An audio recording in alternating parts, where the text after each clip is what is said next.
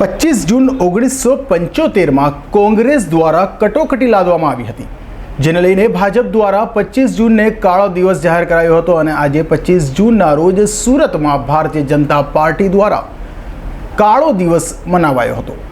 ભૂતપૂર્વ વડાપ્રધાન ઇન્દિરા ગાંધી દ્વારા તારીખ 25મી જૂન 1975ના રોજ આજના દિવસે દેશમાં કટોકટી લાદી દીધી હતી, જેને લઈને અફરાતફરીનો માહોલ જોવા મળ્યો હતો। ત્યારે હાલમાં ભાજપ દ્વારા ઇન્દિરા ગાંધીના કટોકટીના દિવસને યાદ કરી આજે તારીખ 25મી જૂને કાળો દિવસ જાહેર કરાયો છે। તે સુરતમાં પણ 25 જૂનના રોજ કાળો દિવસ મનાવી ભાજપ દ્વારા કોંગ્રેસ પર પ્રહારો કરવામાં આવ્યા છે। આજથી બરાબર 47 વર્ષ પહેલાં 25મી જૂને તત્કાલીન વડાપ્રધાન શ્રીમતી ઇન્દિરા ગાંધીજીએ લોકશાહીનું ગળું ઘૂંટીને પોતાની સરકારના મંત્રીમંડળને વિશ્વાસમાં લીધા વગર રાતના 12 વાગે રાષ્ટ્રપતિ પાસે જે અધ્યાદેશ જાહેર કરાવ્યો ને એની ઉપર સહી કરાવી, એના કારણે સમગ્ર દેશની અંદર કટોકટી લાદવામાં આવી હતી।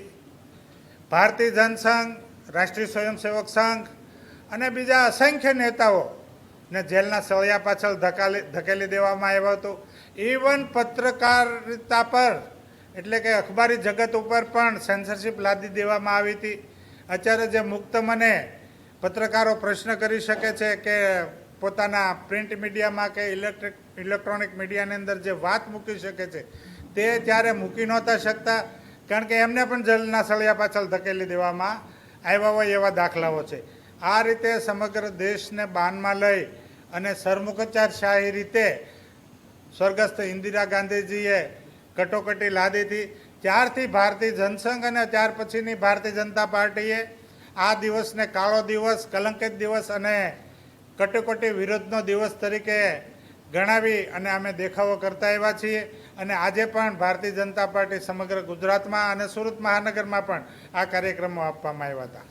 ઇન્દિરા ગાંધી દ્વારા લાગુ કરેલા કટોકટીના સમયની યાદ કરી સુરત ભાજપ પ્રમુખ દ્વારા કોંગ્રેસ પર આક્ષેપો કરાયા હતા। આ પ્રસંગે અનેક હોદ્દેદારો હાજર રહેવા પામ્યા હતા। અઝર કુર્સી સાથે હર્ષદ સેઠા।